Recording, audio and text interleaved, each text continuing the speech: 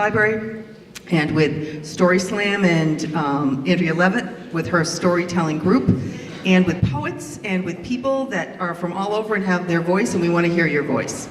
So each member of the participating team gets 5 minutes to do whatever they want to do. Introduce yourself. You don't have to. You can use your first name. You don't have to use your last name. You can tell a little bit about you before you tell your story or your poem, or you don't have to. It's completely up to you. It's your space and it's your time.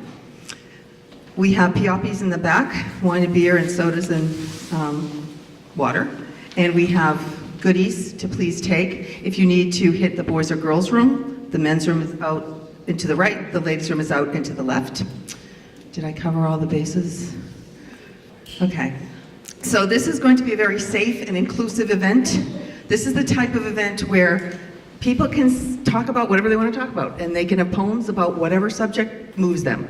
And to us, that is really important. PAC TV is all about free speech. That's what we were founded on, and we're so excited because we have a whole eclectic group of participants today, including me, who is going to tell a poem that I wrote when I was 15. So yeah, it's pretty weird. So after you've talked for 4 minutes, Elizabeth will give you the 4-minute warning, and Elizabeth is a lovely girl in the back, dressed in black, waving at you, who checked you in, just to let you know that you have 1 minute left. I think that's all the rules and regs we have to talk about. There's two different types, well, no, there's a million different types of storytelling, but Andrea Lovett, who's here today, has a specific group that she works with and many groups she works with, and she actually teaches and trains in storytelling. So some of her storytellers are a little bit different in their formatting, is a little different, and they never use notes. I personally could always never do that because I need notes. So Andrea is going to introduce herself, and then we will start right in with the first storyteller. Oh, and you can move around with this microphone. You can go anywhere you want. Just keep in mind that if you go too far, you're going to trip. So keep it back here. And also, it's very distracting for the audience. I'd plant your feet. So my name is Andrea Lovett. I run South Shore Story Slams. I run South Coast Story Slams and Doyle's Story Slams. And so it is my great pleasure to introduce the next reader, Will Zachmann, and he is reading the memoirs of Jean Oz, which is his mother, and we're very pleased to welcome him to the stage.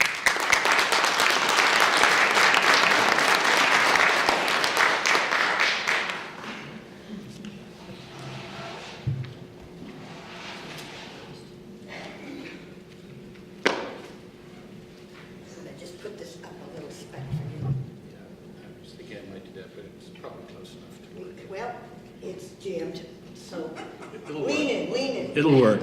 I'm sure it'll work. This is an excerpt from the quite extensive journals of my mother, Jean Okonski Zachmann, who was born in January 1911 and died in August of 1977. And it's excerpted from her posthumous 20th century blog site at jeanoz.com, jeanoz.com. In the journal, a clipping from the Cleveland Plain Dealer titled "The Case of the Mother Who Works" is pinned with a dress pin to the page on which this particular journal entry begins. And this is from the 14th of July, 1957. That was, 62 years ago, almost? And well before the 60s and the 70s and the 80s and the 90s and everything that's happened since. I still maintain women are tied up at school, taught only how to make a living economically. Advertising tantalizes them with material goods, movies with glamorous living, popular music with an unrealistic approach to love and marriage. The young woman of marriageable age is afraid of marriage. She has no preparation for it.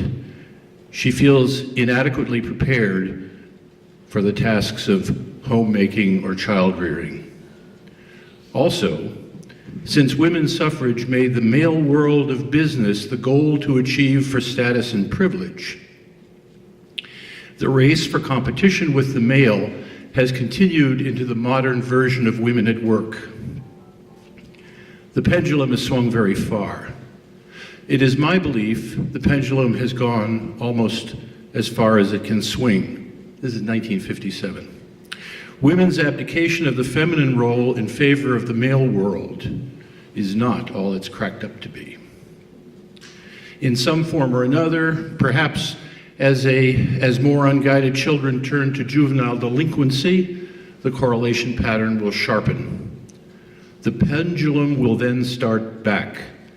Women may once again, without giving up their truly important status gains, previously the moneymaker bullied and dominated the family, find a better feminine road.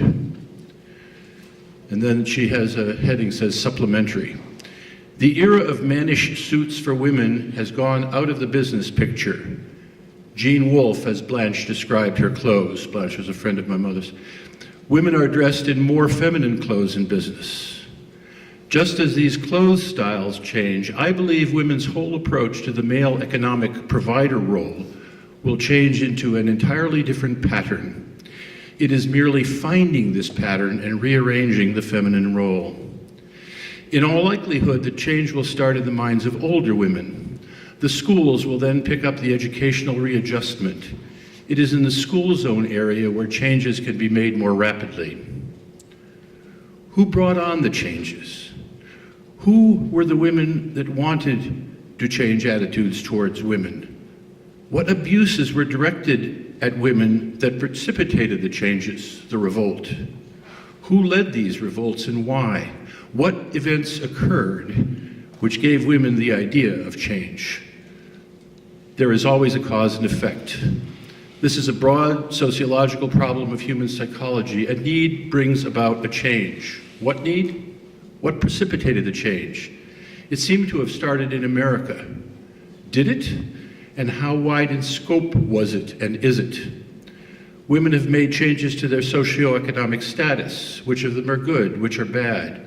Do women have basically differences of nature aside from the biological functions? Are there differences between men and women emotionally by nature, or does the environment alone determine emotional differences?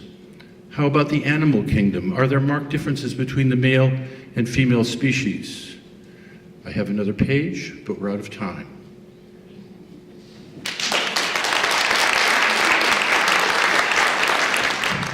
Okay, we are now going to introduce a poet, and our first poet is Donna MacHardy. Did I say that right? Donna MacHardy? Oh, I'm sorry, MacHardy. Come on up.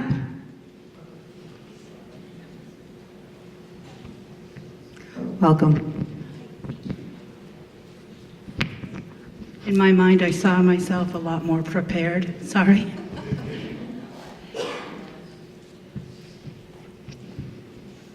I wrote this one tonight. I wanted to stand up and be profound. I wanted to educate you with my sound. I wanted to speak to your heart and your brain.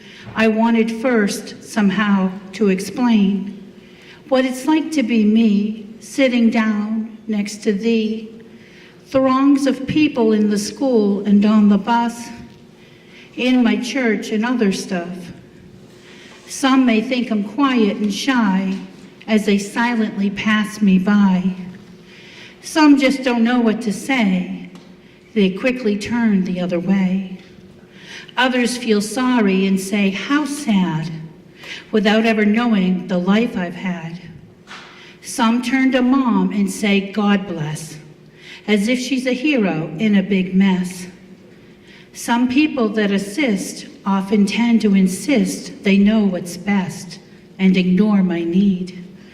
To some, I need to advocate, but when I do, they placate.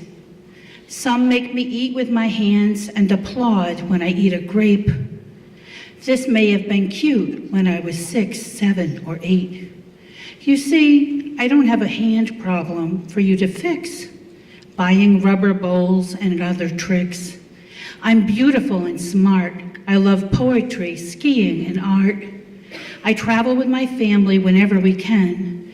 We bounce over obstacles because we can. With true grit and love, true kindness from above. Listen, I'm not saying people are mean, but say hello like I'm a person too. Not a person in a wheelchair to give pity to.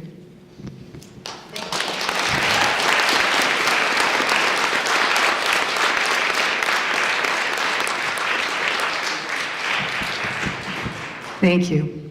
Our next poet will be Vaughn Keller. Welcome, Vaughn.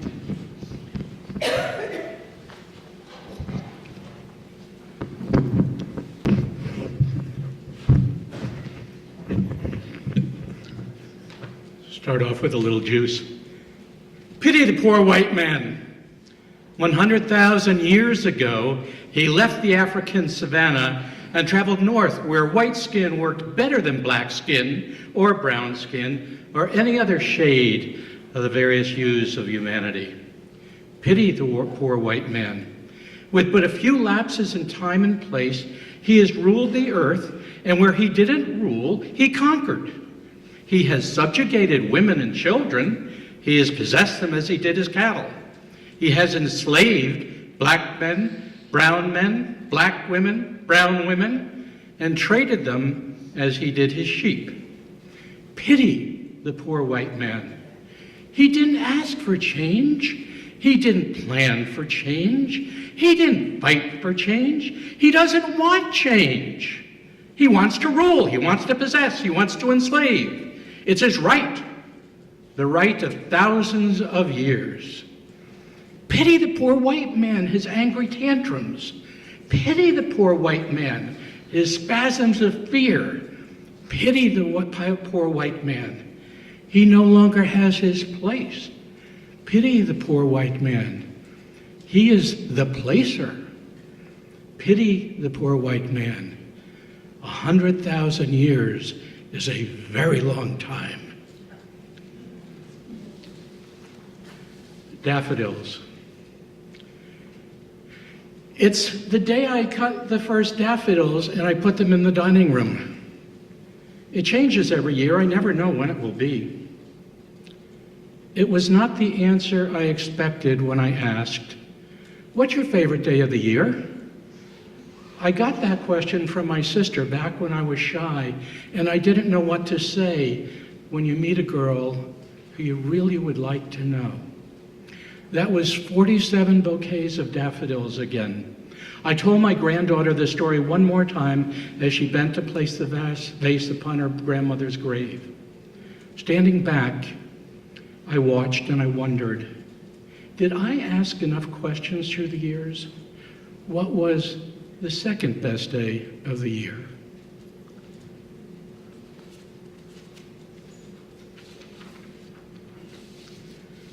Triumphs, for most of us, appear to be confined to 3 generations. My parents knew when I reached and when I refused, when I rose and when I fell, when I cared and when I dismissed.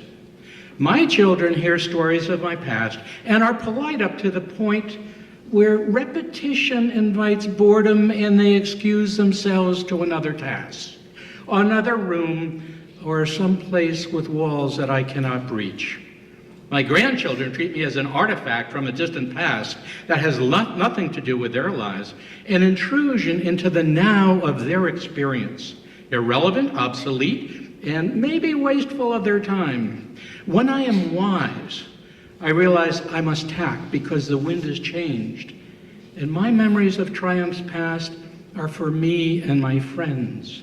My focus now is on the children I raised, and they still need my affirmation, sometimes more than ever, and on the children they are raising, even though there are times I don't understand the fuss made or the lavishness of the attention they get.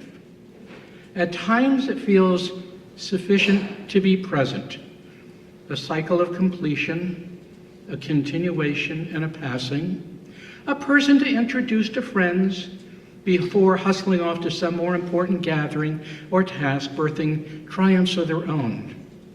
My children know their children as I know mine, and my parents knew me.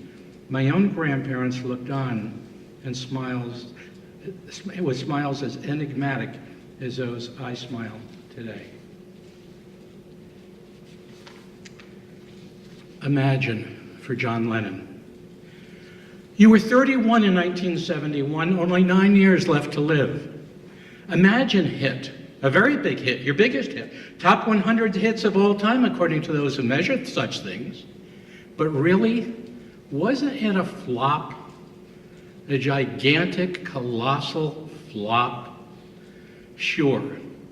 It's sung when police kill unarmed black people and people gather in churches to sing.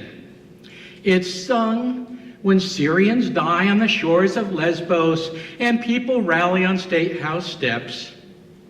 It's sung when ICE people take brown children from brown parents and politicians say the Bible told them so, and ministers say, no, it didn't. Oh, what a flop it was, that song. And every line you said, imagine. Imagine what no one can imagine. Okay, we'll sing your flop as though we can. Can believe? Or is what we really believe is that you, just you, had an imagination that was bigger than ours, bolder than ours, braver than ours? You were 31 in 1971, and still we sing your song. You were 31 in 1971, and still we need your song. You were 31 in 1971, 9 years left to live. How many years do we have left before our song is gone? Imagine, you sang. Just imagine.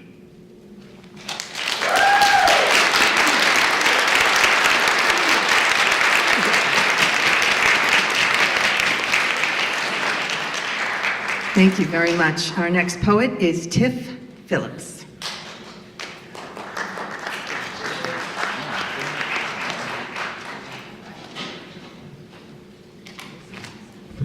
Hello, everybody.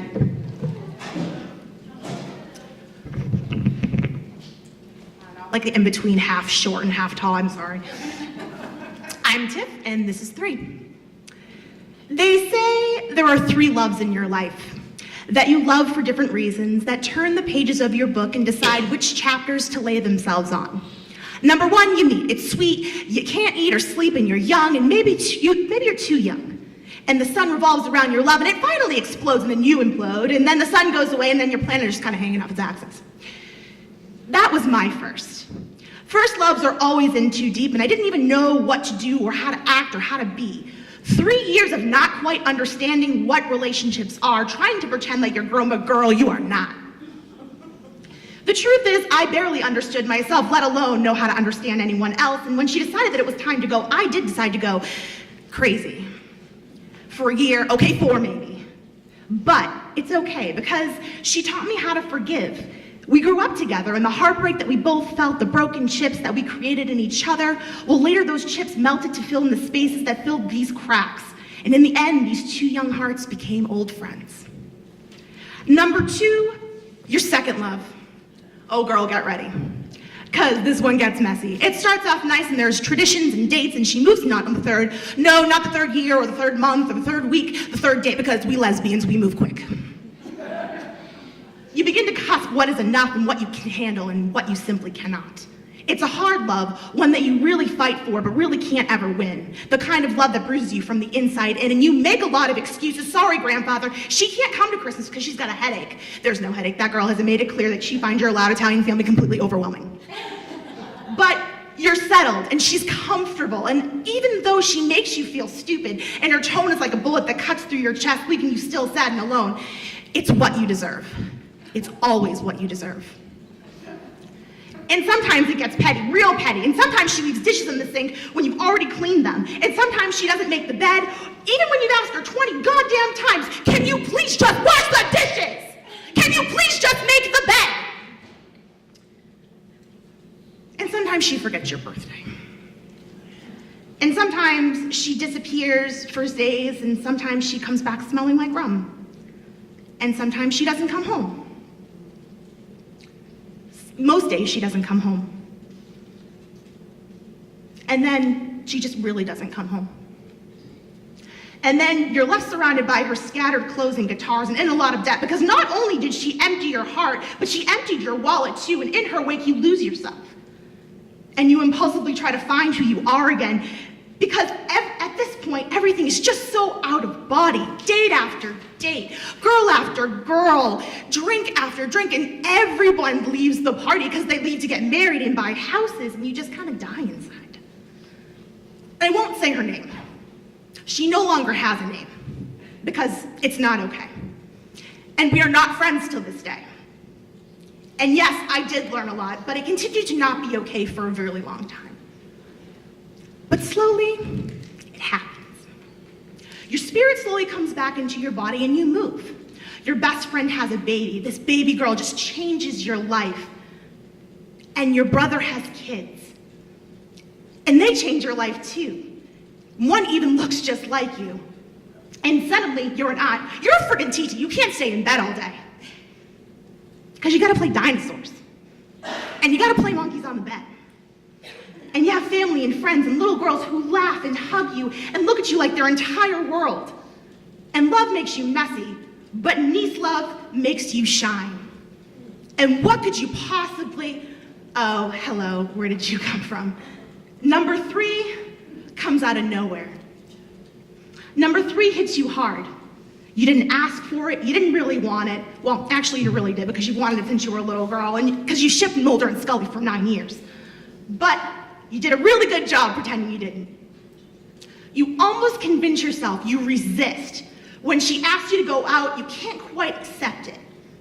She tells you, you tell her, your friends, you're not so sure you want to do this again, but it's worth the conversations, and she's funny, and she makes you laugh, and she's smart, and actually she kind of makes you feel like you're smart too. And you check your phone for her name constantly. And she's always traveling, so you'll never actually have time, but a chance meeting at a festival 120 miles away, when the town you both live in is like 4, she takes a sip of your beer. She took a sip of my beer. And weeks in, you are freaking out. I mean, number 3 gives you these long hugs that don't end. She smells like clean laundry and old wooden furniture and home. She remembers that you like Sour Punch straws and those hanging plants you saw on the way to the beach, and she reaches for you in her sleep, and she holds your hand in public. She holds your hand. Fuck your love. And what's even more nuts is that she might love you too, and she does. She tells you. She takes you to places. She shows you nature. You find yourself hiking, like in the woods. You own boots and walking sticks now. And sometimes you stop and look at sunsets and you just smile. You smile and you kind of just smile. And you pay your bills on time, and even the bill collectors are confused. And Sasha from Navian thinks you're dead because she hasn't had to call you in a while. And you grow up. And you grow up. You grow. And you love her. You love her. And the best part about number 3 is that even though you're silly and a little crazy and a little bruised up from 1 and 2, number 3 stays. She stays. Thank you.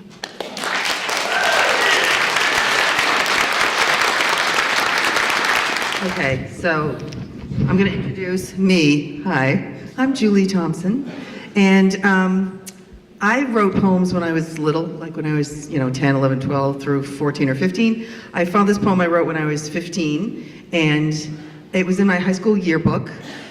And when I read it now, I feel like, wow, I was an old soul, because it seems like a 60-year-old would write it. So, and what's funny is I'm going to be 60 in a couple weeks, so this is really bizarre. Thank you. So it's called Time, and I remember most of it, but I might have to cheat. Tomorrow has a funny way of turning into yesterday, and faces once so clear and bold become obscure and hard to hold, and challenges with which once we met are faded now, and we forget. Dreams we dared to dream so well are nebulous now under spell. Places that we'd hoped we'd see, we'll be hoping for eternally. Experience has aged us fast. We cannot make a moment last. Feelings that once seemed so true were just emotions misconstrued. Then a secret had such hold until to others it was told. Love was simple, life was free, wondering what would we be? We knew it all, or so we thought, unaware of battles to be fought. Tomorrow, we would always say, but now tomorrow's yesterday.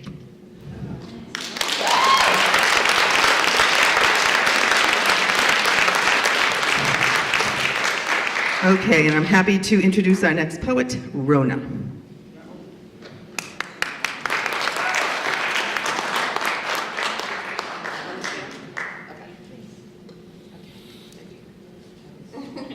Hi, I'm Rona. The first one is called Damaged Goods. Vietnam vet, medic, putting the fallen in body bags, coming home finally, drinking beer all night, sleeping all day. Street smart Jersey girl, hippie flower child, smoking joints, demonstrating, dropping out. The lost generation, two disparate souls looking for love, finding each other, lost, broken, mismatched pair. Post-traumatic stress hero meets depression in full bloom, marry, have a son, live parallel lives. 20 years gone, hard to imagine how to dismantle a marriage. Go on. And I write a lot of family poems. The next two are family poems. My father's plant stand. I wonder whose house that table is in now. What corner it's been relegated to. Does it hold the plant like intended? But then it was intended for me. My father, so proud, telling the story of how he had acquired it for her, for my mother. I left it there in the apartment. Flying down to get him, bringing back just what could fit in the empty suitcase. Shirts, pants, shorts. I brought him back to the apartment one last time to make sure I didn't leave anything important behind. He didn't mention the plant stand then or even look back as we left, though he must have known he would never return. There was nothing left, no one. I might have thought of that plant stand once or twice before, but today, walking through the store with a terracotta pot for the one remaining plant someone had sent when he died, I saw the table, black, plain wood, not ornately etched, beautiful, like the one my father had bought for her, for my mother. How badly I wanted that plant stand now.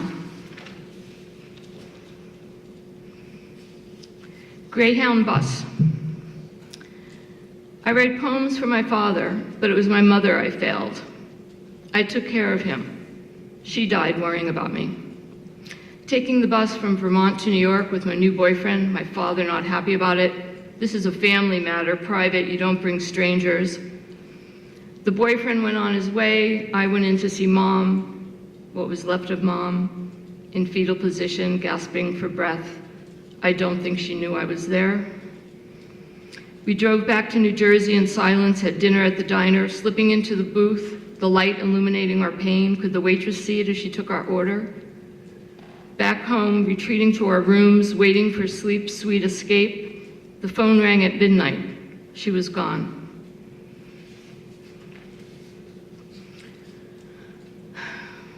One more if you could stand it. No, then I have a happy one. Should I just do the good one? One more. Both? No. Quiet desperation. Oh, this one I realized after I got the title, my friend and I had made it because we'd talk to each other at night and we'd call it the Quiet Desperation Hour. And Thoreau actually said, most men live lives of quiet desperation. And so this is Quiet Desperation dedicated to Anthony Bourdain. The hour of quiet desperation is upon us. She almost trusts it, alone with only her thoughts, yearning for something beyond her reach. The hour of quiet desperation descends, and she welcomes it in like an old friend. No use fighting it. She knows who will win. Pull up a chair, have some wine. I promise to behave. I won't shed a tear. I will wait patiently for you to be on your way.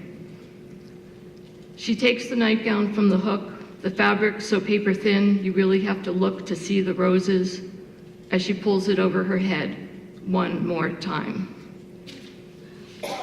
Now I have a light one. Oh, I can't read my light one. Oh well. Oh, go? Oh, that was the 1 minute? Oh, good. I thought I timed it. Okay. Never date a poet. Don't fall in love with a poet. She'll entice you, conjure you, cast her spells around you, make you love her beyond reason, but it won't be enough. She won't believe you. Don't date a poet. You will surely end up on a page, good, bad, and ugly. She'll put you there, hero or villain, whether you send flowers or forget a birthday. You can't love a poet. Expectations high, self-esteem low. Never date a poet. She'll immortalize you in words and leave you on a page. She'll love you heart and soul, but lay you bare. She loves words more.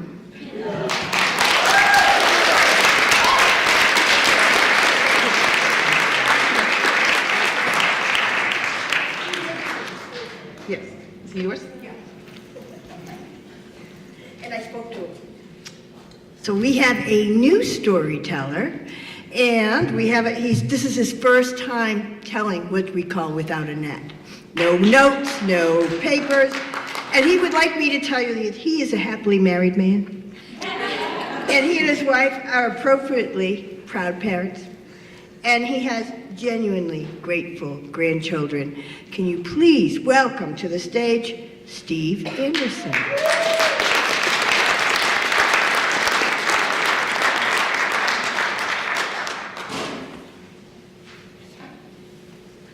Hi, I wanted to thank you for the chance to tell this story. You know, when I watch the news, I get overwhelmed. What am I supposed to do?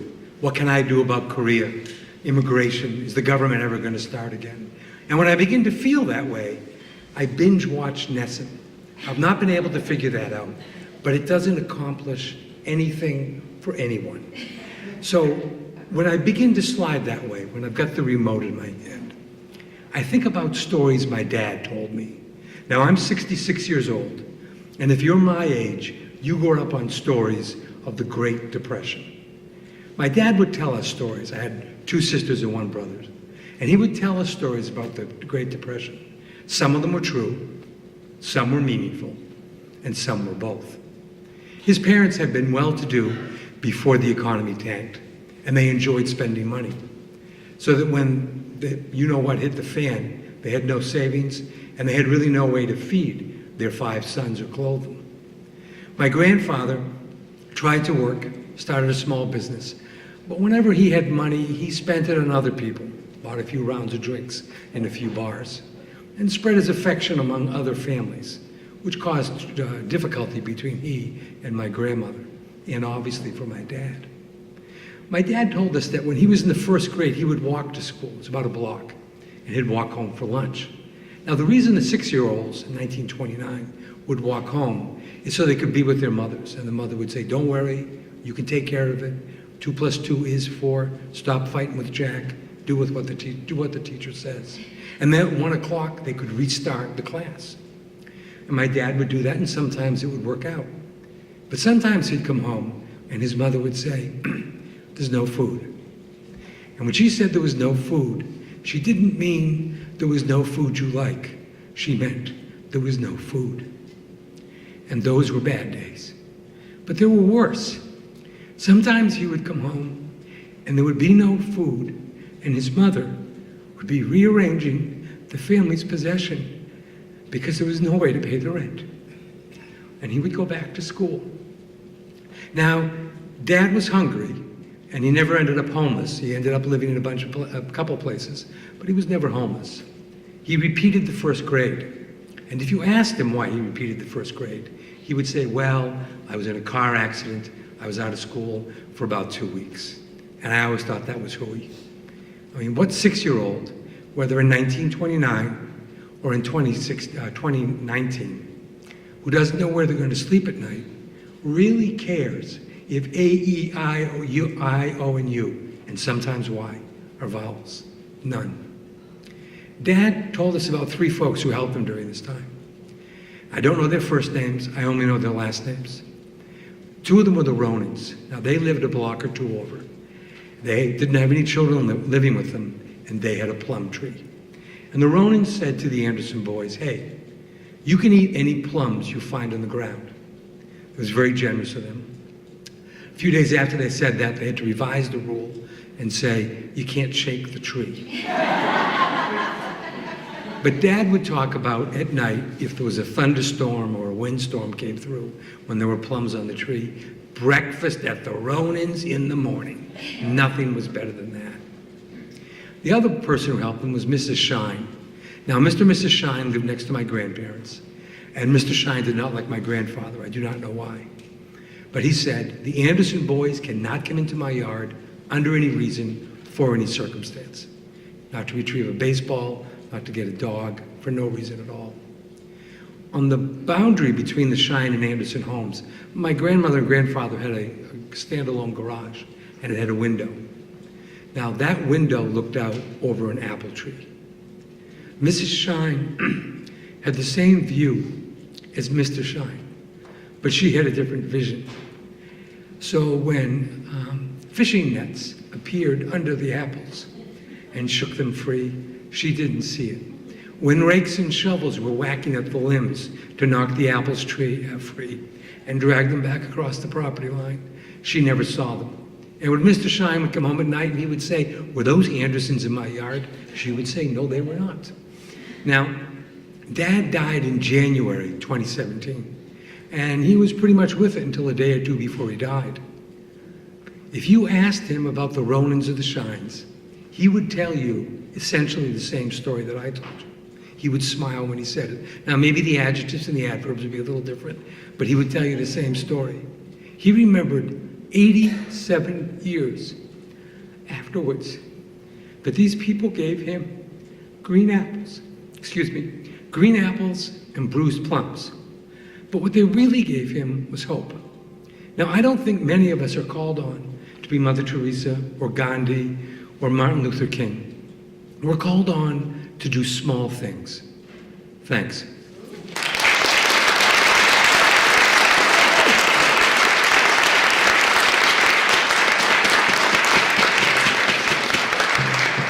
Okay, no one's drinking. What's the problem? There's a bar in the back. So after the next act, which is a comedian, we're going to take a 5-minute break from this so everybody can have a drink and something to eat and do whatever you have to do. And it's only 5 minutes or maybe 10, so come back. All right, so I'd love to introduce our last act before intermission, a comedian, Marilee Driscoll.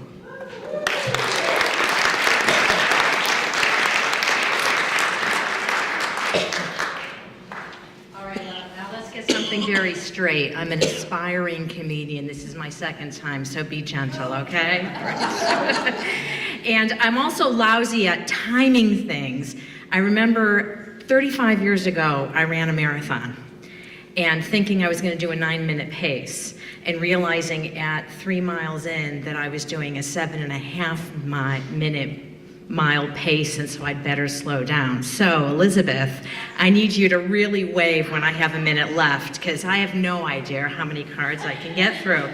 So, and you know what? I'm hoping that you guys let me get to the bar first. After this, I promised myself. Okay. So I want to talk a little bit about modern life and just some of my observations. You know, I just think there's so many things we could be talking about. There's such a double standard between the sexes. Is it just me, or has anyone else noticed that? You know, you guys, for the record, I love men. I was married to one. I gave birth to 2. I sleep with Robert Redford every night. He is a 10.2-pound rescue Chihuahua. So let's just get that straight, okay? But you guys have no idea. You're clueless, okay? What we live with, okay? The expense, I love this. I'm out on the dating scene, surprise, surprise. What we spend on makeup, clothing. You guys can wear the same thing for 20 years. Believe me, I'm out on the dating scene. I've seen it, right? But we're supposed to split the bill. Okay, how many ladies here spend at least $100 a month on their natural hair color? Okay, come on, let's be, come on. I'm calling you out, okay. The latest is, do you know we not only use foundation right now, there are people in this room who are using a product called primer. Isn't this true, ladies? Okay, you know what the guys are like, what is she talking about? This is a thing, it's a thing. How about eyelash extensions? Anyone checked out those prices, right? Men will not believe it if you say it's over $100 a month to maintain your eyelash extensions. It's terrifying. But nowhere is the double standard as evident as on dating sites.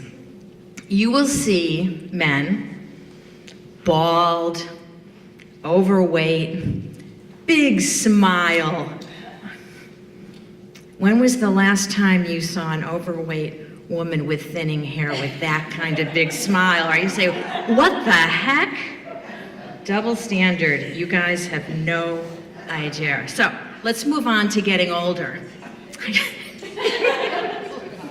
We are in such denial about aging. Now, let's be honest. Can we be honest? Okay. Babies are aging. There is no one who is alive who is not aging. We're in such denial. I remember my grandmother who lived to 99 years and 10 months. Gosh darn it. Anyway, why do we think it's a success to live to 100, okay? I always say anyone who thinks it's a success to live to 100, hasn't visited with many 90 and 95-year-olds. I mean, it's just a bell-shaped curve. Not all, there's exceptions, okay. But we're in denial. I remember my grandmother was 92, and she was in the assisted living facility, and she said, I'm old. It's time for God to take me. I'm old. And you know what my mother said? There's only a minute left. I'm not in the first, okay. So, my mother said, you're not old. I said, Mom, she's flippin' old. All right. So, there's a lot of good things about getting older, but obviously I don't have the time to tell you. But last year, I got an email subject line. This is true story, as they all are. The subject line, some of you got this email also. It said Bridal Expo at Waverly Oaks, on March 13th. But you see, I'm not in tune anymore with bridal expos, so I read it, to my eyes, it read as Burial Expo. All right. Okay, so in closing, anyone here ever been divorced? Can I get a holla? Holla! Okay, all right. So, do you remember telling your parents? I remember my mother said, why are you getting divorced? He's not an alcoholic and he doesn't hit you. Okay. Now that's a flippin' low bar, ladies. I guess I'm just too picky. See you at the bar.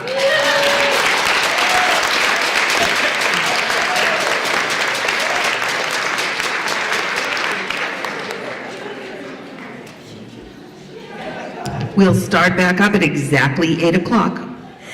So I have the great pleasure of introducing a friend of mine, and she is one of my features. She came to storytelling, what was it, a year and a half ago? And she is fabulous. You will love her. She's a Plymouth native, and she is telling a humorous story. And, oh, Mercia, you're way taller than me. You may want to enjoy holding the mic this time. No? Okay, you'll adjust it. You need it fixed. Well, I'll hold it up. No, I believe that it's frozen. Come up and we'll adjust. Please welcome to the stage, Mercia Tapping. I always get it wrong. Right, hold this for 1 second. That's what we can do. I may need you. You got it.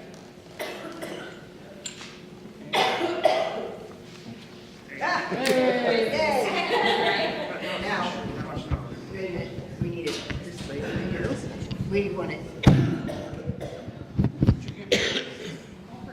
There. Okay. Perfect. Can everybody hear me now? Not quite. You want it up higher or lower? Lower? Bit lower. Lower.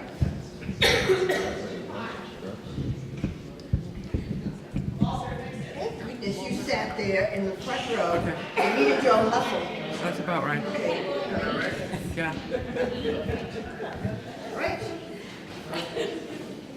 Now the big question is, does the microphone work? Yeah. Okay, fine. My late husband Herman was a great believer in the healing power of laughter. He used to boast that his patients, and he was a clinical psychologist, used to leave his office laughing and smiling. And he used to plot on the way home in the car how to make me, his very prim and proper British wife, giggle over the dinner table. I remember very distinctly him explaining to me on how he advised couples on how to warm up their relationships. No wonder they left his office smiling. Whew. However, the times that he made me laugh most of all were completely unplanned. I'm now going to tell you one such story. Take the time that he got Bell's palsy. One side of his face badly drooped, and he had an eye patch over one eye, and his speech was barely intelligible. However, even though he couldn't drive, he wanted to return to see his patients as soon as possible. So one morning I took him up to the Newton bus station, and he was bound for his Providence office. So you can imagine my surprise when a few hours later the phone rang and it was Herman. Our conversation sounded something like this. Hi, hey.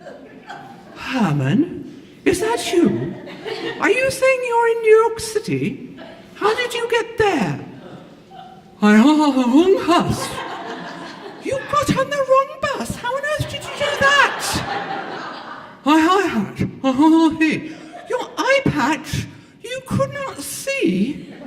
Well, look, I can't come down to New York City this afternoon to get you, but if you figure out the next bus back to Newton, I'll figure out when it's probably going to arrive, and I'll meet you at the bus station later tonight. Okay? Okay. Later that night, I lay waiting in a long line of cars at the Newton bus station. Buses came, buses went, but no Herman. Where was he?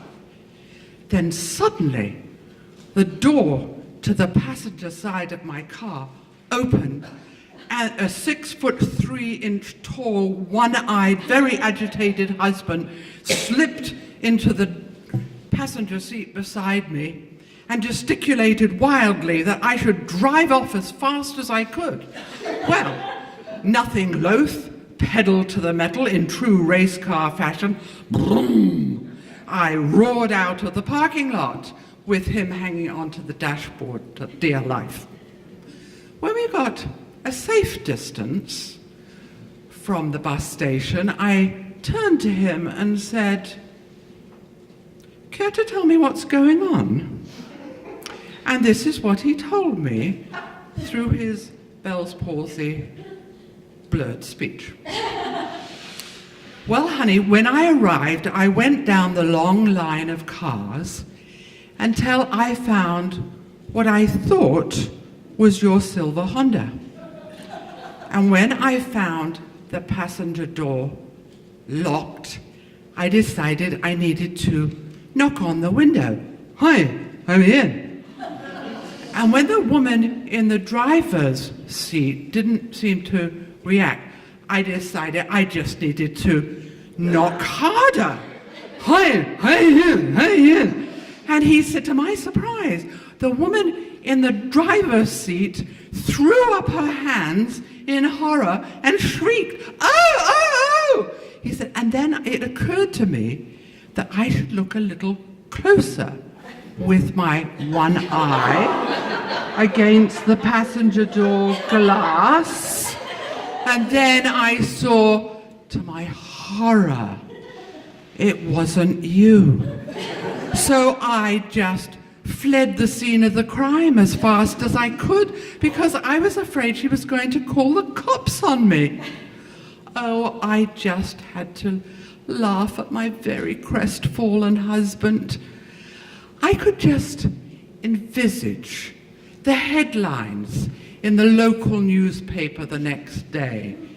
Well-known Newton psychologist with eye patch terrorizes woman in Newton bus station parking lot.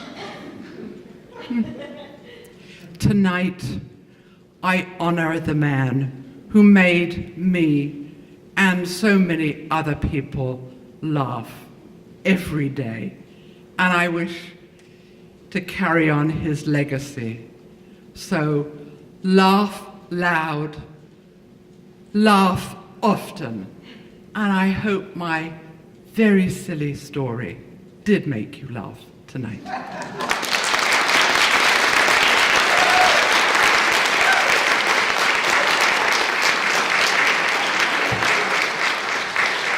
It did. Thank you very much. We have two poets. The next poet coming up is Constance Cook.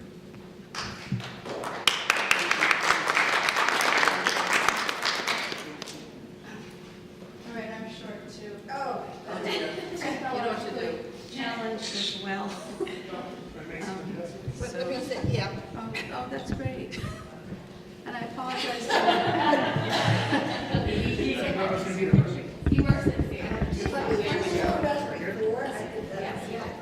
I think that's great. Does that work?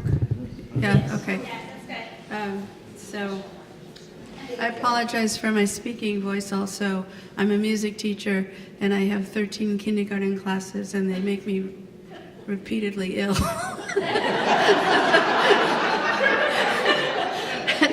Sometimes I feel like I'm never going to get over it, or that teaching kindergarten is just a dangerous profession. But here's a couple of different poems. I just want to acknowledge the writer of the one who talked about you should never fall in love with a poet, because it's absolutely true. So, naming no names in particular, I'll read you a few. The first one, these are little tankas or something like that. Pat Winjo, she's an artist that I knew, and I still know her son. And so I wrote about her. She was a very huge personality, very firm about it as well. So Pat Winjo, quite driven and so, created a painting each day of sons, wives, her man. She believed in roast chicken on Sunday with cranberries. And then this one is called Bitter Tonkas. It was written at the Acushnet Mill with the poet laureate of New Bedford. Bitter Tonkas quell just about nothing these days. So I am reduced to waiting simply for you. So simply for you. And Conversation with Tears. My heart bleeds green grass, and still nature is sublime. Why then the pained cries, since nature heals so slowly, Crying engulfs the healing. There are geese, she said. They refused to be silenced. They honked in our ears. Spring made them young and active. They could not give up their noise. The water shimmered. There are small bass here, he said. Breezes flowed. Oh, I lost my place. Breezes flowed. Stay cool. Was going to put my boat in. Exchanged words, then walked away. Always take the gig. Now, this is a principle among performers, but maybe among people, take the audition, take the chance. It's a sort of a principle in my family. There's another aspect to this principle.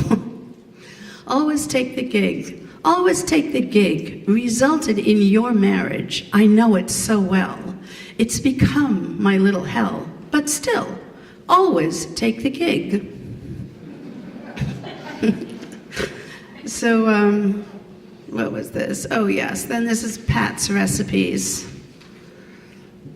Pat's French eggplant. Diced eggplant, garlic. Sauté with scraps of thyme. Add bay, olive oil, butter. Voluptuous. Stir gently. Eat while singing Pat's praises. Directions are more precise to heaven. Pat's receipt as such. Half each butter, olive oil, 1 clove, garlic, 2, thyme and a Turkish bay leaf, slow sauté with diced eggplant. That was getting more specific for someone who didn't have a vivid imagination. And then, I don't know, what's our timing? All right, let's see how I can do. I grew up in New York, and I spent part of my time on Long Island. I don't even know if I can read this. Can I read this? Are you okay if I kind of do this?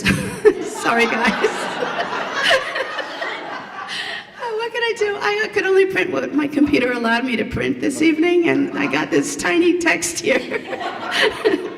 Okay, this is called The Abandoned Oyster Factory, Greenport, Long Island.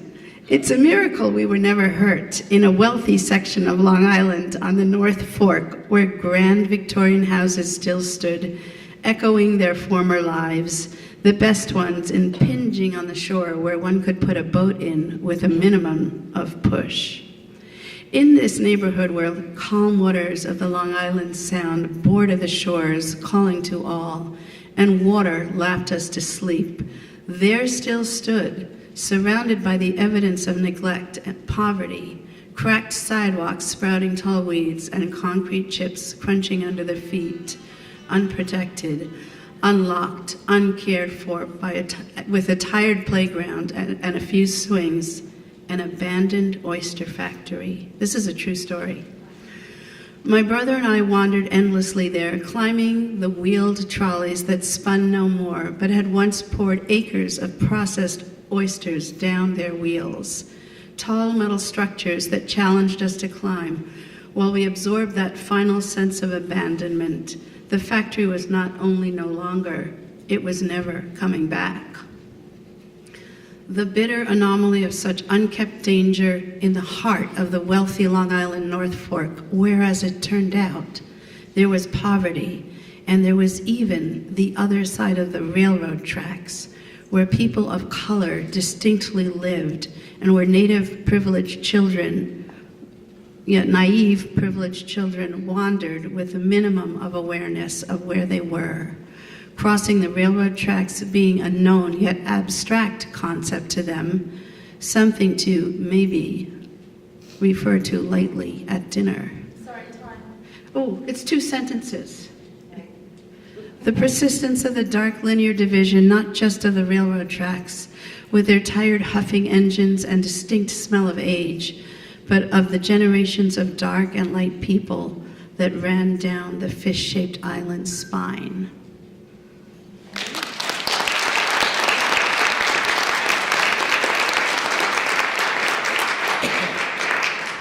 Thank you. Just to let you know, the last call at the bar is at 8:30. So if you want to grab a drink, grab one now. Right? And our next poet is Martha Hollander.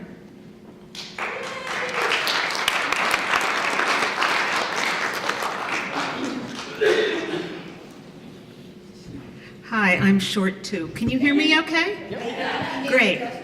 Sorry? I think it's good, right? Are we good? Okay, so I don't have anything printed out because I drove up here from New York today, so this is where they all are. I just emailed them to myself. I've been writing poetry my entire life, so that is, let's see, 50x years. And I'm going to read a couple of poems that actually both have the word baby in them, but they are separated by 20 years. So I'm going to read this first one, which sounds a little bit like a poem that somebody much younger than I would be reading, but I in fact wrote it 20 years ago. It's called Baby Hammock Owl. The huge knot of cables draped between the roof and the old oak hangs like an awkward bundle of bug mummified for the spider. We rest a little after nursing. A skittering beneath the hammock, a skunk only inches below our combined bulk.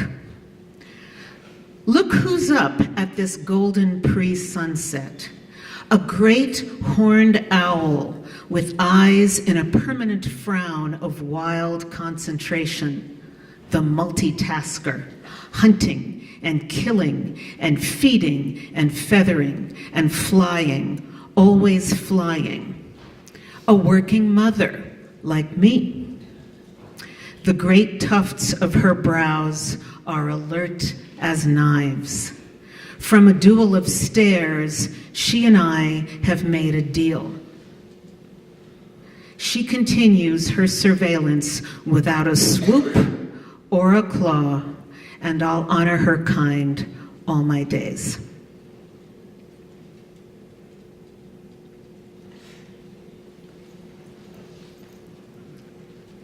So this other poem, written 20 years later, is called Baby Grand. The dark continent of the old piano lies like an oil spill on the Persian rug. When I was 10, my classmate told the story of the mammoth fire in her apartment and how her piano didn't burn but melted. Whenever I sit down to play, I'm ready for the keys to slither out from under my fingers, wriggling blindly around the terrain of music I once knew, waiting for the whole enterprise of noise to sag, buckle, and devolve into tar, as silent and black as outer space, where a Bach fugue begins it all again.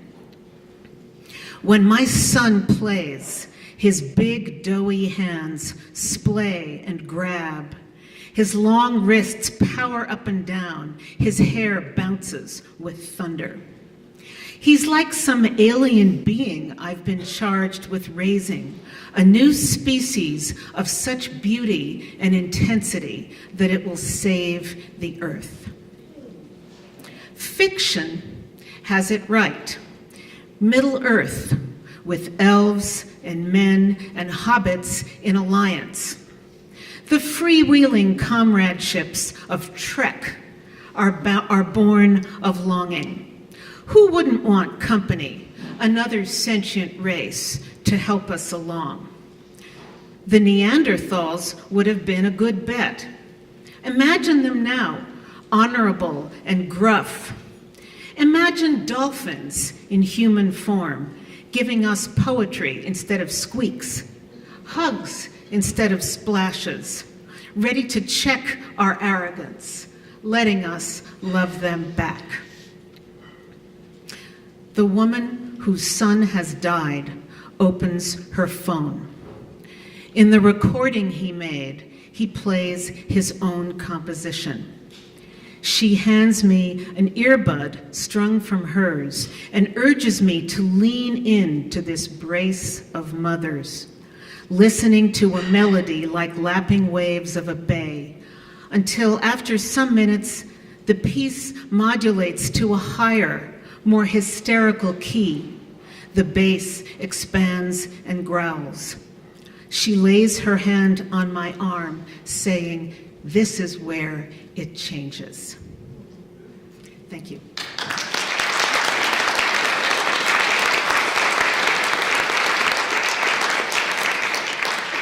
Look at that, just right for me.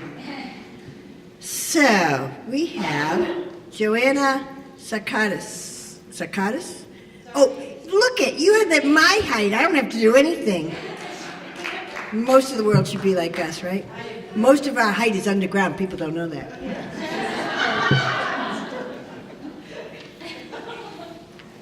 So I have 4 poems to read in 5 minutes.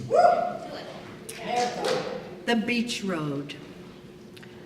This morning, before the sun breathed in the moist ocean air, before the sky changed her grays to blues, before the joggers jogged and the dog walkers walked, before the tiny cottage windows were lit with light, a lone deer and I traveled the quiet beach road together, each of us in our own lane.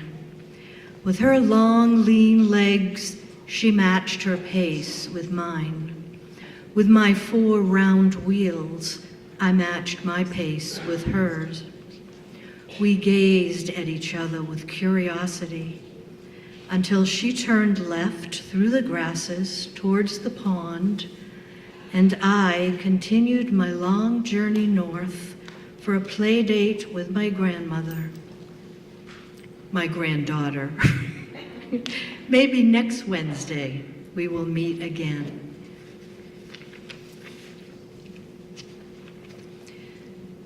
This poem is called Some of Us, and it was written a very long time ago. Some of us have names that are hard to remember.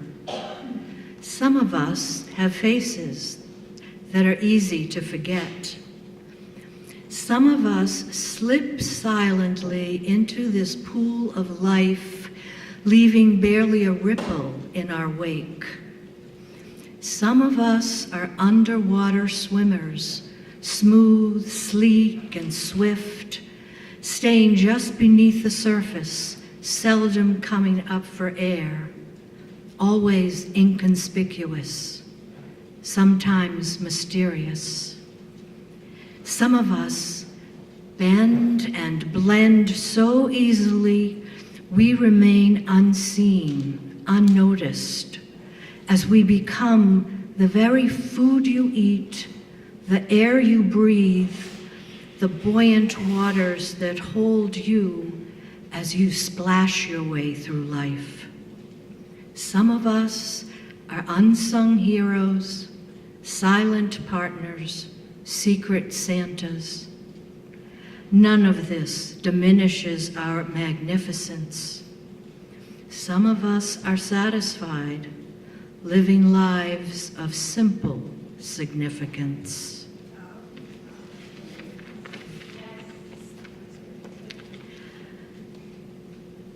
I'm not very political, but this is my idea of a political poem. I do not read the newspaper anymore. I read novels and magazines, recipes and poems. I read clouds and sunsets, shadows and snowflakes. I read bird prints and tide lines on the shore, the bark of trees, the patterns of pine needles on the forest floor. I read people's faces and hands, their body language and their eyes. I do not listen to newscasts anymore. I listen to the wind swirling through the grasses, the waves as they come and go along the beach.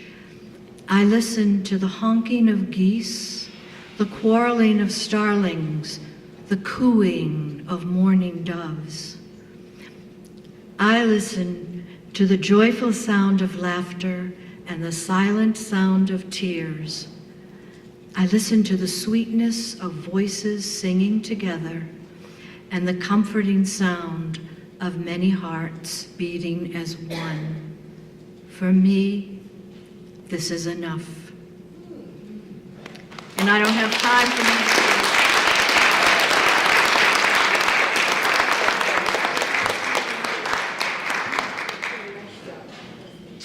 Didn't you find her voice so soothing? I was like, oh, I could just listen and not have to read the newspaper and read the trees. Yeah, you talked me into it. Although the newspaper, I'm addicted. Well, actually, the computer. Laurie Hill. So, hang on, Laurie, where are you? I want to say a few things about Laurie. Well, come on up. You can enjoy the accolades. She's going to do a dramatic reading of, maybe not so dramatic. It's a short story. She has been writing most of her life, so it's a very short time, right? About a 3-year hiatus. She had a short story published recently in United Kingdom. Oh yeah, you could clap. And are there any agents out there right now? Because she's looking for an agent. She has a comic fantasy novel. And if you're a publisher, you got to read it. Do you need this adjusted? I don't know. Maybe a little? I think you do. Okay. Like my grip. I do, I need to. Thank God you're here. I know. Because I don't know why I can't unscrew it. It's like tough on my hands. That's probably a little high. How's that? I think you're perfect. Okay. All right. Yeah. Thank you. Okay. Yeah. Thank you. This was a little sort of twisted fairy tale I wrote. Speak up a little bit closer. That, I'm sure when you're kids you read most of the same fairy tales that we did, and at some point when you grew up you maybe thought like, maybe that heroine was just a little bit too goody-goody, and maybe the villain got a bum rap. So this is my way of letting the underdog, as you were, get his day. But not that way. Ooh, that's a little too much. And I see him as sort of a very, basically good-hearted homeboy, maybe being played by Eddie Murphy. It's called No Substitute Allowed. So there I was, ambling through the forest, minding my own business, headed for Granny's house like I always do on a Wednesday. She makes the finest roast pork every Wednesday and always invites me over on account of she don't have many visitors out her way no more. Her uppity little granddaughter, Red, too busy impressing business managers and potential entrepreneurs to come by and check on her granny. Besides, I gotta keep up the image, the big bad wolf and all that. Traipsing up to Granny's house once a week keeps folks believing I'm still terrorizing villages, shaking down old ladies, and eating up children. Gotta keep them in line. Plus, they're just not happy without their conspiracy myths. Truth is, I ain't that fond of eating stringy old humans anyway. The stuff them folks eat. Might as well stick your snout in a cesspool. And turns out it's true. Human do taste pretty much like pork, except pork's a whole lot sweeter. So Granny and me have us this deal. I come over for her mouth-watering pork roast once a week and leave the villagers alone. And neither of us ever mention the M word. Why anybody would want to put one of them fuzzy old sheep in their mouths, I can't figure. Like taking a bite out of dust bunnies would smell like wet dog and old tinnies. Takes weeks to get the stink out. So this arrangement suits me just fine and saves my taste buds from cruel and unusual punishment. Oh yeah, to get back to the story. So there I was, bopping down the path, remarking on the primroses along the way. Granny and me been doing this so long, I don't bother no more with a damn cape and basket. Ain't nobody but us out this way anyhow. At least not usually. I'm just about to her door, what's got all those curly-Q doohickeys on it, up on my hind legs like you do when you're about to knock, when I hear this snotty little nasal shriek. Oh my God, who is that atrocious Neanderthal about to go into Granny's house? Bree, take a look. Isn't he the most dreadful creature you ever saw? Tee-hee. He can barely walk upright. Granny must be totally desperate for company these days, or blind as the bat. Honestly, the people you get out here in the sticks, har har. This Bree, she replied with sublime originality. For sure. I turned around and damn it if it ain't little Miss Red herself finally condescending to give her granny the benefit of her presence, along with some other uppity little co-ed just a sneering and a snickering. And that made me mad. I mean, I wiped my feet on the mat and act respectful. Don't have them opposable thumbs, so the cutlery thing presents a bit of a problem. But Granny don't seem to mind. She always wipes my muzzle after with a napkin, a real linen one, and gives me a scratch behind the ears. See, Granny and me is friends. So I turned to Red and said in my uppitiest manner, I'll have you know, my dear, that I'm here by invitation from your august grandmother herself, and have accordingly brushed my fur and clipped my toenails in anticipation of her kind hospitality. There, that should put her in her place. But no, she just laughs that silly little trill those hoity-toity girls do in all the fairy tales, cheese girl joining in with a snort. Well, Red says, if that's the best you can do, and commences to tittering again. Right about now, I'm starting to work up a Jones for some girly flesh. Except I can't let her granny down. So I take the high road and only growl at her. Hey, oh, Wolf, get over it. This is good as it gets. Well, at that, she starts a shrieking as the realization finally trickles in. I mean, 3 diplomas and she can't figure that out? Of course, all that high-pitched screeching brings the woodsman over with his axe. Man, I think, we all know how this goes. So I beat it and give up on my pork dinner. After I run a ways, I stop and peep from behind a tree, eyeing Granny's front door. The 2 Miss Prisses patter on in, Granny holding the door for them like they was gentry. Guess she was expecting them too. And that gets me to thinking. So I creep up to the window and I take a listen. Granny, says Red, outraged, did you know there's a smelly old wolf looking around outside? Granny says, sure I did, child. I invited him. Seriously? I mean, a mangy wolf? Do you know how many diseases they carry? Red demands. Granny tells her calmly, I invited him for dinner as I do every Wednesday. I grinned to myself, feeling whatchamacallit, vindicated. That's the word. Red's mind is clearly blown. She sputters angrily. Really? Well, what were you planning on having for dinner? Wolf, Granny says and shrugs. I was getting tired of pork, and the African gray wolf is no longer on the endangered list. Man, I legged it out of there lickety-split. Think after all I'll develop me a taste for Homo sapiens.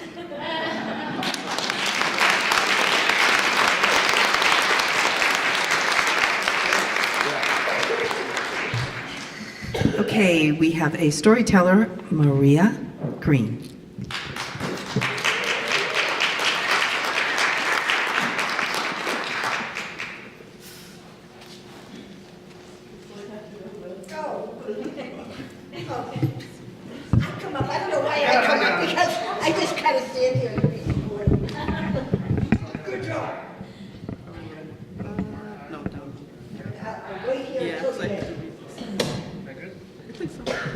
Hello. Hello, everyone. My name's Maria. I took a memoir workshop class this summer. It got published in this book, so I'm just going to read the story for you. It's called Inside Her Little Brown Suitcase.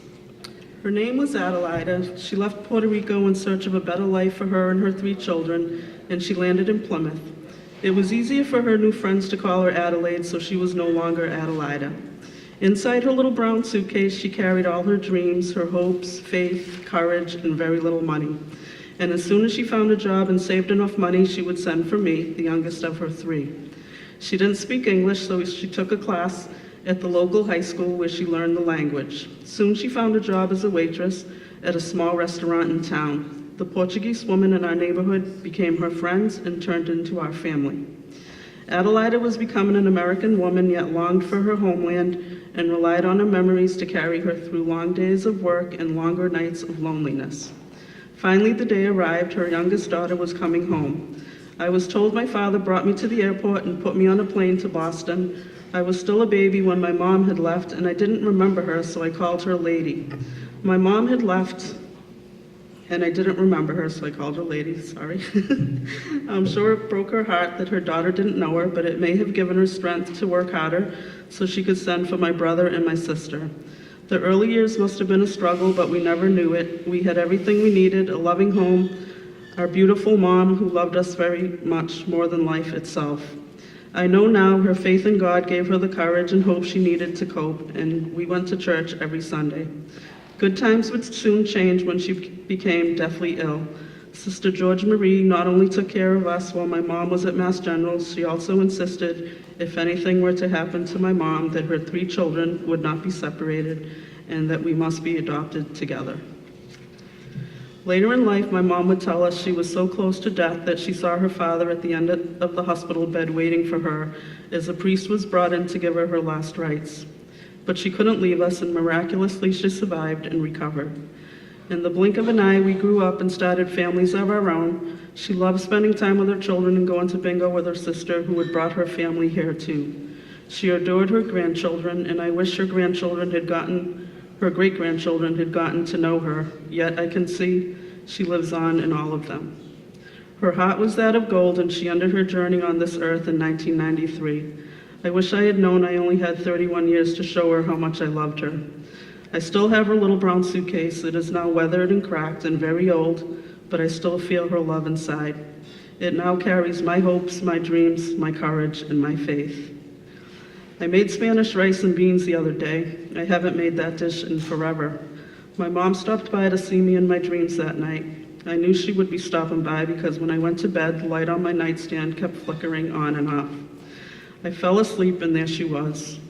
Once again, we were at that pond and we were playing in the water. Each time she visits in my dreams, we are always at that water's edge of a magnificent pond, always so vivid. She had a beautiful little girl with her this time. I never asked her name. It's as if I already knew she had to be our little angel Beatrix. I woke up for a moment. I didn't want the dream to end, but when I fell back asleep, she was still with me. But we were in what appeared to be her place, which was on the 3rd floor. I thought that odd because I figured she'd pick a 1st floor, but we lived on the 3rd floor when we first came to Plymouth, so it made sense. We talked and we laughed. She kissed me, then she was gone. I woke up so happy. When I stepped outside, I found a tiny blue feather on my table. I love finding feathers, so I smiled, thinking of my mom. Ironically, that day turned out to be the 1st anniversary of my aunt's death. In my dream, I should have asked my mom where my aunt was, but we all know she was probably at bingo. I feel my mom's presence with me always. A time ago, while at a Maureen Hancock event, Maureen came over to our table and seemed a little perplexed. She then asked who at our table had a charm necklace but had it pinned to their shirt. That was me. The charm necklace my mom had bought for me when I was little had broken a long time ago, but it was pinned to the inside of my denim jacket. One of the things Maureen told me was how much my mom loves riding around in my car with me, which explains why I always listen to 70s music when I'm in my car now. My mom always has a way of showing up in my brother's eyes. I catch her all the time in my sister's voice, and I am honored to have her crooked smile. Recently, my grandson, who is 4, told me he was going to visit his cousin. When I asked her name, he said Adelaide. I love hearing him say her name. What are the odds he would have a cousin named Adelaide? Last night, I brought my grandson outside to look up at the stars. At first, he only saw one. I told him, stare at that one, and next thing you know, stars will appear all around that one, and before you know it, you'll see a million. He was patient. I'm sure it was because he was tired.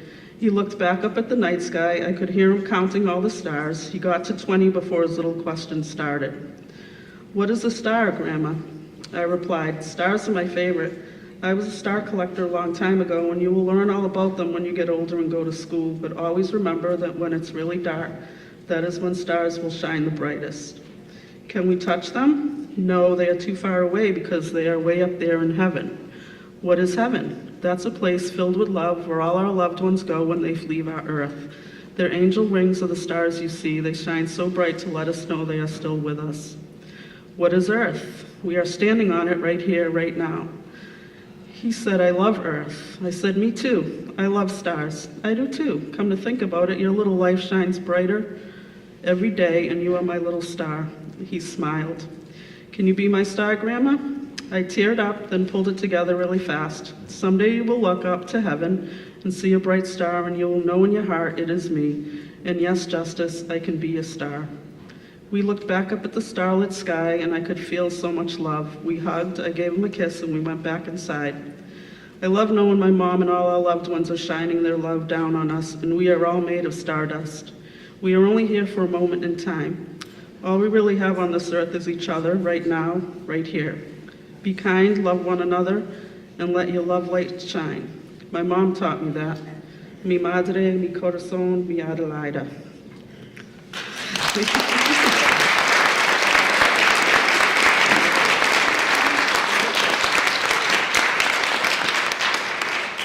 Thank you. Just to let you know, we will be done by 9, and there's food at the back, so take some with you when you leave. Okay. We are having one more storyteller here, Allison Capella.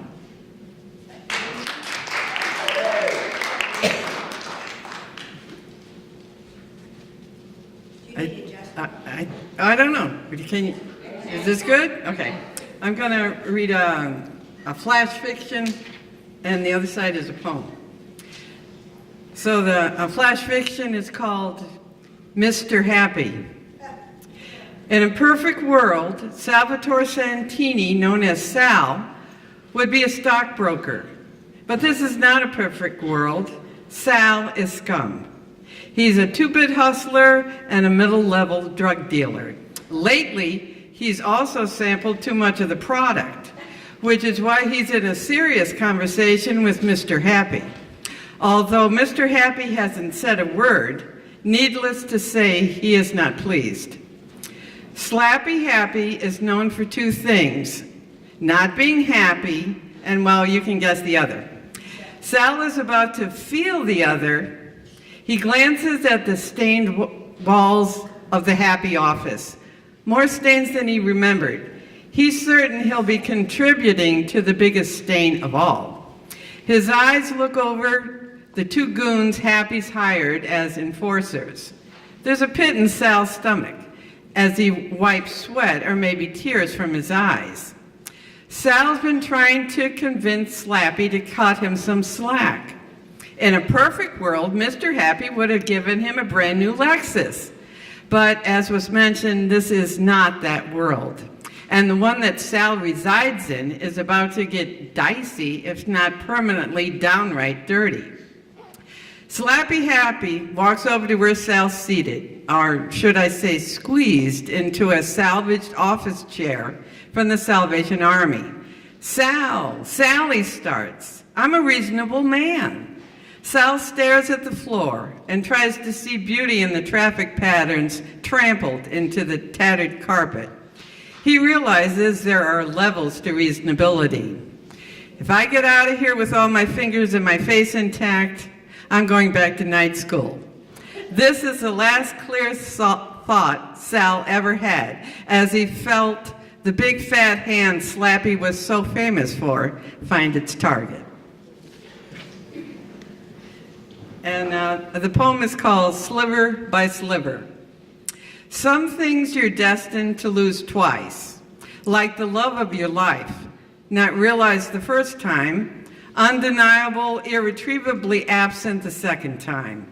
So much unsaid, undiscovered, underachieved, catastrophic really to lose a loss, to have a loss like that. No way to refill those spaces in your heart or block out those images in your head, materialized but never lived. Not like a lost earring, although gold, which leaves you its exact double, unwearable now, a constant reminder. The first time these unexplainable intricacies go missing, there's sadness and sudden surprise on their return. But the second time is true loss, lousy and messy. These, the twice lost, create situations where once, it seems, just isn't enough. They fully return just to vanish again with this deliberate act, which takes more of you than you're willing to give and more of you than you're willing to lose. And yet there it goes, wrapped up in them, sliver by sliver, chunk by chunk.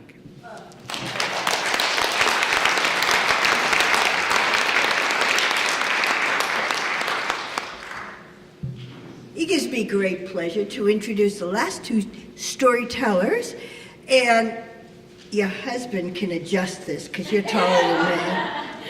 So I have Valine Patino. She's a local person down here in Plymouth. She was a Story Slam winner. I started out at Who Knows New World Tavern. Woo! And she was a winner of a Story Slam there. And I noticed her and I said, oh, bring this girl around. She's good. So I think I adjusted it for all myself. Let's welcome to the stage Valine Patino.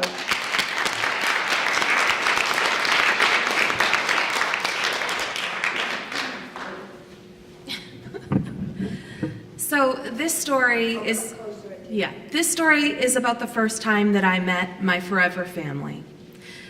I can still distinctly recall the brown house that we pulled up to. There were red shutters and a red door. And these people inside this house were to be my forever family. I didn't know it at the time, but they were. When I walked into the front hall, I was greeted by the nicest smell that I had ever smelt, and just all kinds of pictures of happy people on the walls, and they lined the stairs, and I just felt welcome from the second that I walked in. It was dinner time, and it was a little crazy because there were 8 children and 2 adults there already. And everyone was getting ready for dinner, and we sat down at the biggest table I had ever seen in my life. And everyone sat, and there were benches, and in the center of the table was a Lazy Susan, and on it was every condiment that you could imagine.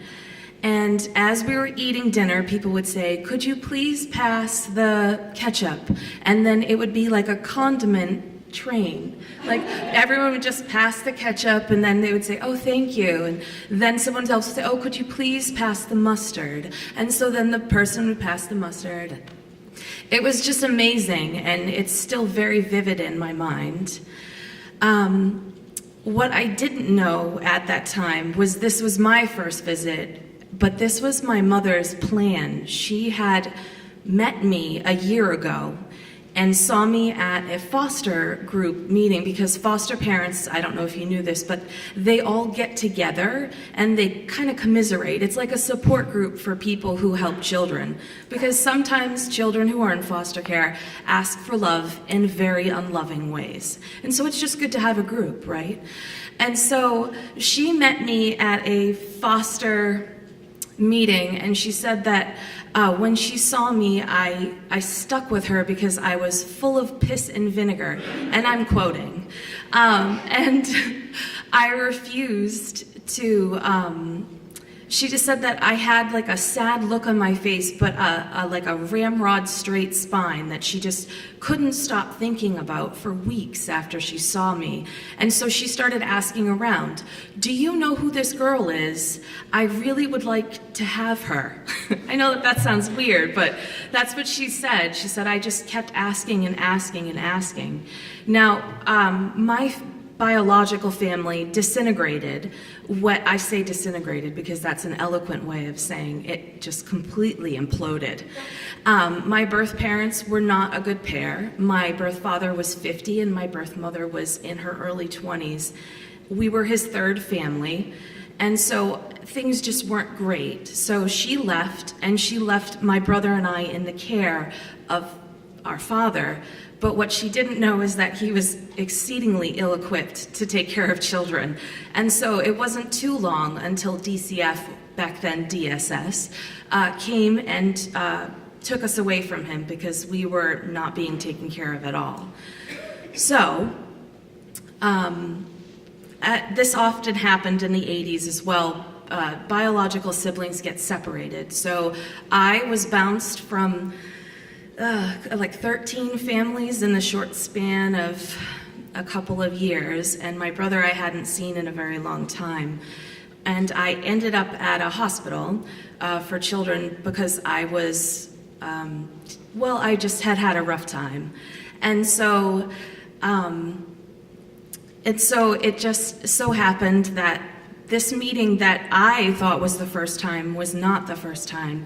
And these people became my forever family, and I'm ever grateful for them. But it just seems like it was all serendipity, but it wasn't. It was careful planning on my mother's part. And so I'm ever grateful to them. And they're wonderful people. There are 12 of us all together. And we still do a condiment train at dinner every night. Thank you.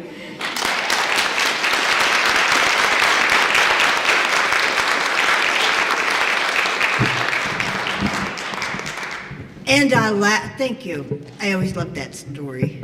I heard it at the James Library. She told it because I had asked her to come up and tell it, and I hadn't heard that story. It always touches my heart. I love the train of condiments.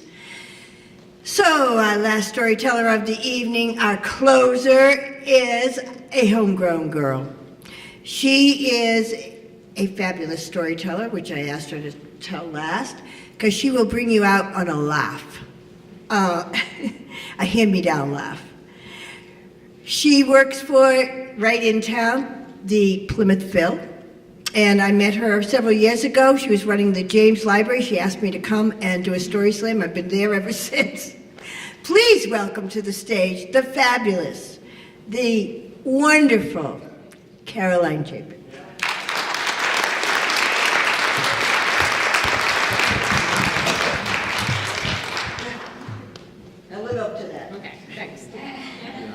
I was raised in a family of 5 sisters. There were 5 girls growing up. I'm number 4.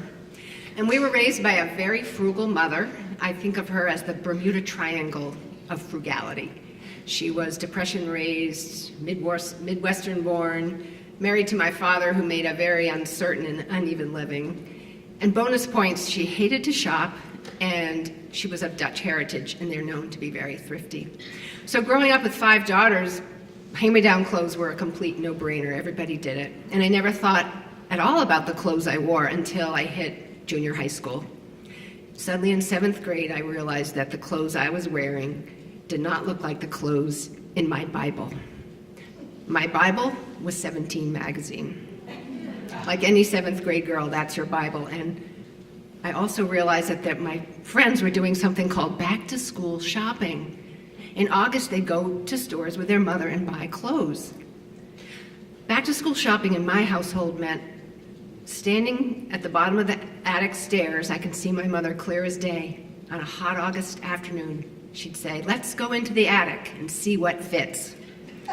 Of course, there would be something that fit. I had 3 older sisters, a younger sister who was gaining in height. There was 14 years difference from youngest to oldest daughter, so endless supply of clothes. But they really looked old-fashioned to me. It was 1968, I was in 7th grade, I was studying 17 magazine. I had to do something, so I learned to sew. And I took apart these clothes from the 50s that had come down to me from my sisters. And I created some of the most god-awful clothes, and I was so proud of them. There are a lot of ladies here my age, so you'll relate. Peter Pan collars of the 50s, Nehru collars of the 60s.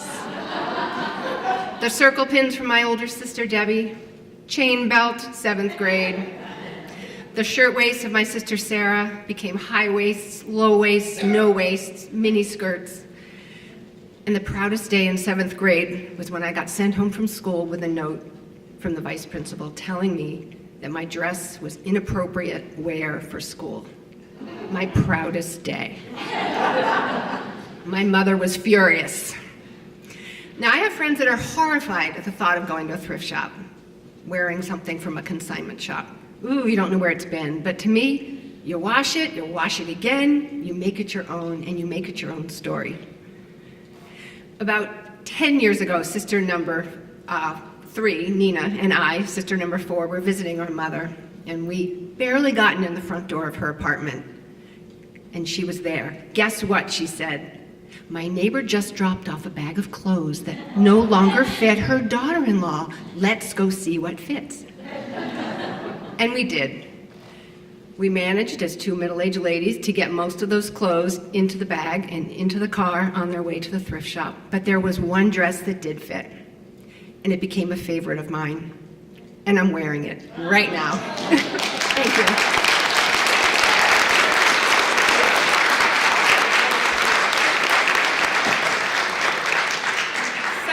I'm Elizabeth from PAC TV, and I'm not here to read a poem or a story. I'm here to say thank you to those who came here to share a piece of themselves and to those who came here to give the gift of attention, because we are all in this together. Thank you.